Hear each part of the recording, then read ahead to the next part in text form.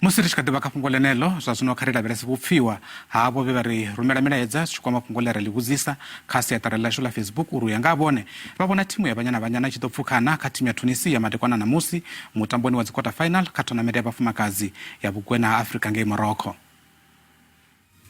Muhashi uyanga hanei ndivona ungari banyana badotamba zwavhuḓi naho vho ṱangana na khaedu ya u huvhala hamwe mutambi ngavho fhedzi ndi a vhafulufhela vhatamba vho ḓifulufhela vhana maanḓa vhana nungo vha kha ḓi fhira kha Tunisia vha fhirela kha luṱa lu tevhelaho. Nṋe ndiri na madekwana na musi timu ya banyana ikho yo kunda kha timu ya Tunisia ndo sedza kutambele kwayo kwe ya tambisa zwone kha mutambo wo fhiraho ngazo zwi tshi kompha profile la uri na madekwana na musi iyo kunda. Nṋe ndi vhona uri banyana inga fhira nga nḓila ine ya tamba ngayo